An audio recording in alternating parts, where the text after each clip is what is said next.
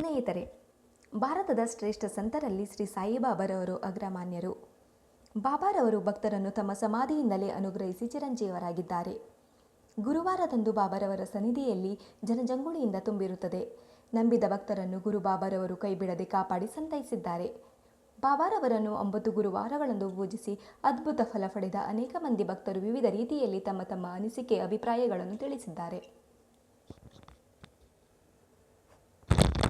ಶ್ರೀ ಗಣಪತಿ ದೇವರಿಗೆ ಶಿರವಾಗುತ್ತಾ ಮುಕ್ಕೋಟಿ ದೇವರ ಮನದಲ್ಲಿ ನೆನೆಯುತ್ತಾ ನನಗೆ ತಿಳಿದ ಮಟ್ಟಿಗೆ ಬಾಬಾರವರ ಬಗ್ಗೆ ಹಾಗೂ ಸಾಯಿ ವ್ರತ ವಿಧಾನದ ಬಗ್ಗೆ ಈ ವಿಡಿಯೋದಲ್ಲಿ ತಿಳಿಸಿದ್ದೇನೆ. ಸಂಪೂರ್ಣವಾಗಿ ನೋಡಿರಿ.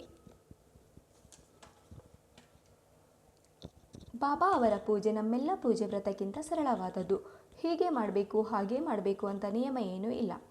ಈ ವ್ರತ ಪೂಜೆ ರಾಜೋಪಚಾರದಿಂದ ಮಾಡಿದರೂ ಅಥವಾ ಶಕ್ತಾನುಸಾರ ಮಾಡಿದರೂ ಬರುತ್ತದೆ. ಮುಖ್ಯವಾಗಿ ಭಾವಶುದ್ಧ ಇರಬೇಕು ಅಷ್ಟೇ. ಶ್ರೀ ಸಾಯಿಬಾಬಾರವರು ಭಕ್ತಿಯಿಂದ ಬೇಡಿದ ಎಲ್ಲವನ್ನೂ ಕರುಣಿಸಬಲ್ಲ ದಯಾಮಯಿ. ಯಾವಾಗಲೂ ಭಕ್ತಿ ಭಾವದಿಂದ ಸಾಯಿ ಎಂದು ಭಜಿಸಿದರೆ ಅಷ್ಟೇ ಸಾಕು. ಶ್ರದ್ಧೆ, ಭಕ್ತಿ, ತಾಳ್ಮೆ ಮತ್ತು ನಿಷ್ಠೆ ಮಾತ್ರ ಬಾಬಾರವರು ನಮ್ಮಿಂದ ಬಯಸುವುದು, ಬೇರೇನೂ ಇಲ್ಲ. ಬಾಬಾರವರು ತಮ್ಮ ಜೀವಿತಾವಧಿಯ ಕಾಲದಲ್ಲಿ ಹೇಗೆ ಭಕ್ತಾನುಗ್ರಹ ಮಾಡಿದ್ದಾರೋ ಹಾಗೆಯೇ ಅವರು ಮಹಾಸಮಾಧಿಯ ನಂತರವೂ ಸಹ ಭಕ್ತರ ಬೇಡಿಕೆಗಳನ್ನು ಹಾಗೂ ಮನದ ಇಚ್ಛೆಗಳನ್ನು ಪೂರೈಸುತ್ತಾ ಬಂದಿದ್ದಾರೆ. ಬಾಬಾರವರಿಗೆ ಗುರುವಾರವೆಂದರೆ ತುಂಬ ಪ್ರೀತಿ. ಆದ್ದರಿಂದ ಸಾಯಿ ವ್ರತಾಚರಣೆಯನ್ನು ಗುರುವಾರದಂದು ಆಚರಿಸುವುದು ಸೂಕ್ತ. ಸಾಯಿ ಬಾಬಾರವರು ಕಲಿಯುಗದ ಕಾಮಧೇನುವಿನಂತೆ ಬೇಡಿದ್ದನ್ನೆಲ್ಲ ನೀಡಬಲ್ಲ ಹಾಗೂ ಬಹುಬೇಗ ಒಲಿಯುವ ದೇವರು, ಕರುಣಾಮಯಿ, ದೀನಬಂಧು, ಮಹಾನುಭಾವ, ಸಂತ, ತಪಸ್ವಿ ಶ್ರೀ ಸಾಯಿಬಾಬಾರವರ ಪೂಜೆಯನ್ನು 9 ಗುರುವಾರಗಳಂದು ಶ್ರದ್ಧಾ ಭಕ್ತಿಯಿಂದ ಆಚರಿಸೋಣ. ಶ್ರೀ ಸಾಯಿಬಾಬಾ ವ್ರತ ನಿಯಮಗಳು. ಮೊದಲಿಗೆ ಬೆಳಿಗ್ಗೆ ಬೇಗನೆ ಎದ್ದು ಮನೆಯನ್ನು ಗುಡಿಸಿ ಒರೆಸಿ, ನಂತರ ತಲೆಸ್ನಾನ ಮಾಡಿ ದೇವರ ಮನೆಯಲ್ಲಿ ಒಂದು ಮಣೆ ಮೇಲೆ ಹಳದಿ ಬಟ್ಟೆಯನ್ನು ಹಾಸಿ ಬಾಬಾ ಅವರ ವಿಗ್ರಹವನ್ನು ಒಂದು ತಟ್ಟೆಯಲ್ಲಿ ಇಟ್ಟು ನೀರಿನಿಂದ ಅಥವಾ ಹಾಲಿನಿಂದ ಅಭಿಷೇಕ ಮಾಡಿರಿ. ನಂತರ ಒಂದು ಬಟ್ಟೆಯಿಂದ ಒರೆಸಿ ಈ ರೀತಿ ಬಟ್ಟೆ ಹಾಕಿ ಮಣೆ ಮೇಲೆ ಇಡಿ. ನಂತರ ಗಂಧ, ಕುಂಕುಮ, ಹೂ ಇಟ್ಟು ಬಾಬಾ ಅವರನ್ನು ಅಲಂಕರಿಸಿ.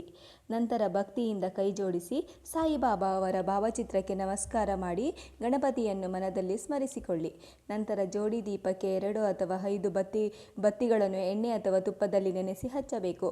ನಂತರ ದೀಪಕ್ಕೆ ಹರಸಿನ ಕುಂಕುಮ ಇಟ್ಟು ಮಹಾಲಕ್ಷ್ಮಿಯನ್ನು ಮನದಲ್ಲಿ ನೆನೆದು ಭಕ್ತಿಯಿಂದ ಕೈ ಮುಗಿಯಬೇಕು. ನಂತರ ಈ ರೀತಿ ಮಾಡಿರಿ.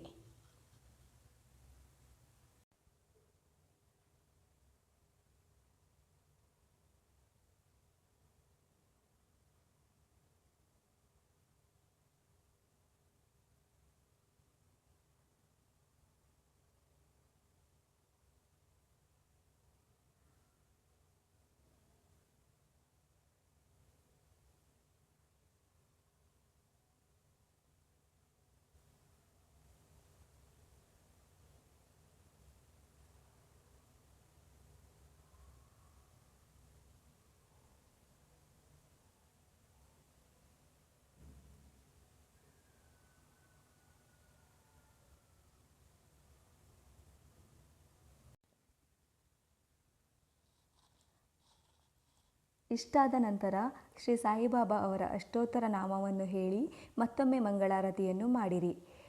ನಂತರ ಒಂದು ಸಾಯಿ ಭಜನೆಯನ್ನು ಹಾಡಿರಿ. ಮತ್ತೊಮ್ಮೆ ಮಂಗಳಾರತಿಯನ್ನು ಮಾಡಿರಿ. ಸಿಹಿ ಪ್ರಸಾದವನ್ನು ಮಕ್ಕಳಿಗೆ ನೀಡಿರಿ. ಇಲ್ಲಿಗೆ ಪೂಜೆಯು ಮುಕ್ತಾಯವಾಗುವುದು.